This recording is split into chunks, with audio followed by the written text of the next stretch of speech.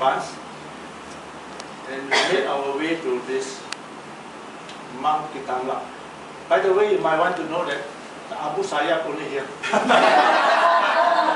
Abu Sayyaf is thousands of miles to the south. I only knew about this when I actually went there.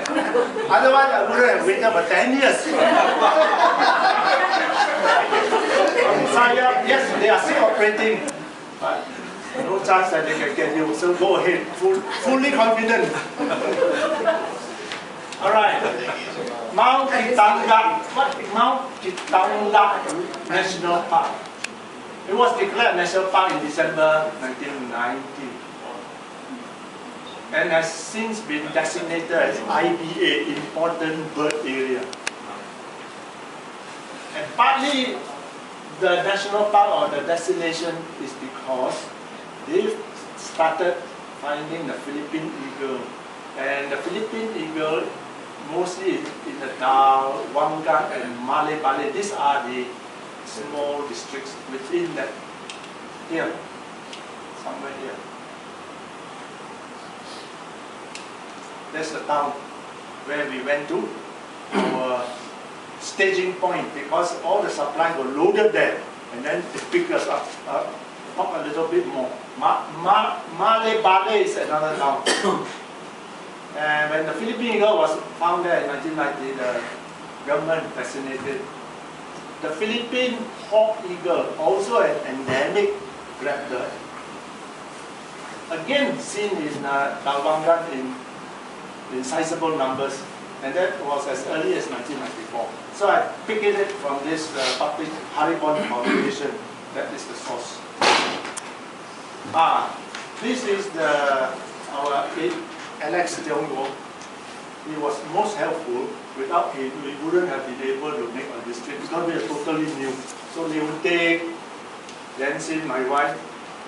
Unfortunate for Ronald, I think Ronald is all new to you because you had to leave us. You know, after 4 days in Manila, he had to fly home for his BC practice. I think your friend called you, huh? Hi, legal work. So we said, we bid farewell to Ronald at the airport in Manila. Then so this is the place, Ronald, where the beginning of the track up there. So this jeep came in very useful. Before the jeep was used, people who wanted to go to Mount Kitangla had to trek 3 to 5 hours, depending on how strong you are. 3 to 5 hours. Of course, you have porters, but you yourself have to carry your own body up the hill first. So we were very happy to pay the fee charge. Not much, but it is a communal project, and more or less an ecotourism project, which is good for the community. These people are quite poor; they are mostly agriculturalists. So they got this project. I think I suspect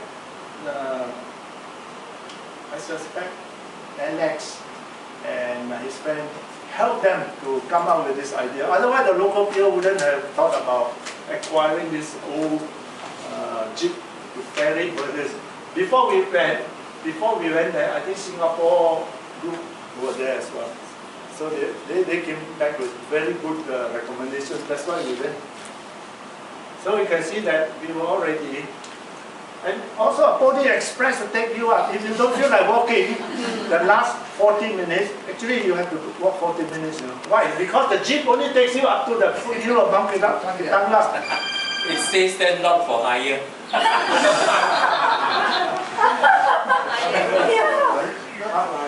know,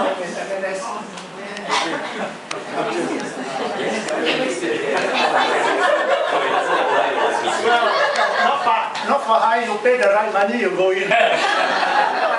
So, I was saying that the Pony Express available. I think Nancy and my wife took the Pony Express. Hey, coming down. Coming down. Well, you know why? I suspect going up full of excitement, a lot of energy. After seeing the Philippines, no more energy comes down. By a Pony Express energy.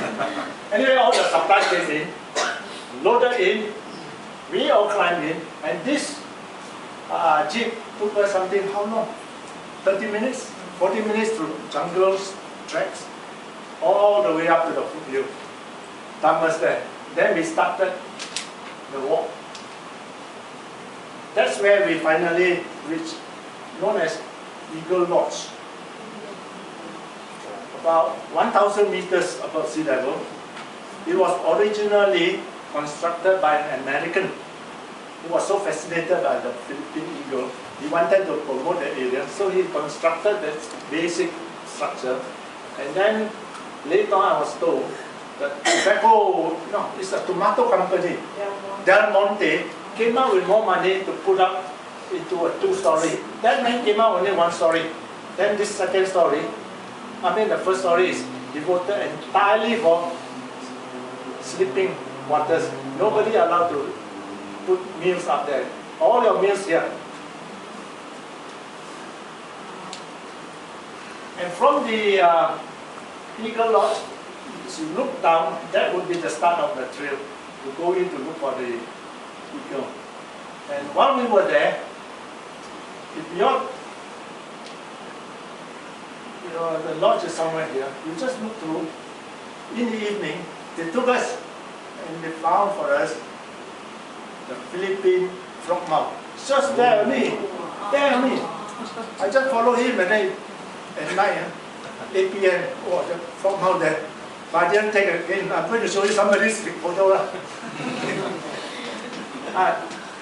What you see here are the local people. They are mainly agriculturalists. And I don't know why they come in. Maybe I think they had some produce to take down. And as we all know, despite being a national park, like many parts of Southeast Asia, encroachment is a regular affair. Cutting down. I will talk a little bit on the conservation issue at the end. This is the one that I found. 8 p.m. Good light. He was just doing his little dance. I think he shake his feathers after the rain. So there you are, the endemic frog mouth.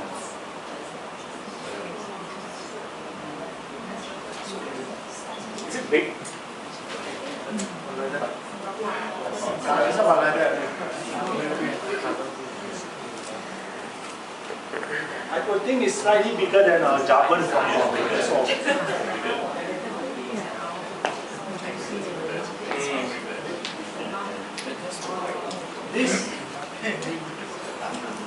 This coming back to your Eagle Lodge, because you might want to know it, because if you go there, this is the place that you're going to have all your meals downstairs. Cooking area. Basic, very basic, but comfortable enough, and then you have the steps go up by the side. These are all the cabins. So they are cooks, is it? Yes. The one we district organized food, accommodation, cook, comes everything. So we spend how much? 1,500 ringgit? Yeah. 1,500 ringgit for 12 days. Not bad. Excluding, excluding your Asia, so 2,000. So you can see my dirty backpack, and then I don't know whose is this. It's a very sophisticated. I think must belong to Alex. This photograph starts showing you how we walk along. Going through, looking for the eagle. This man is called Adri. He's a bird guide, very well versed. He runs his own company, birding tour, so we use him. And you might have noticed that it is only up in the hilltops that you have got primary forest. All this lalang secondary, all secondary. That's about the sad part about this area. And looking down from Mount Pitanga towards the lowland, I think it tells you about how pristine that area is.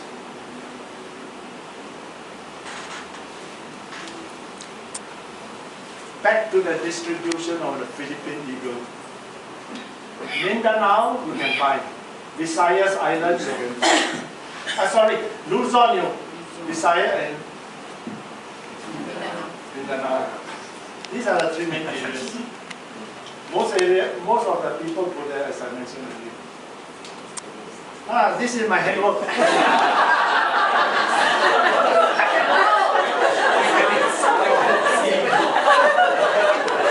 So, apologies first. Apology for the poor image, but mighty proud of myself. Unmistakable. I was very excited, you know. Because, wow, that fellow already sitting there. So quickly, fully on then shaking hands. Yes. Second morning, we went there on a Friday, on Saturday morning, got it.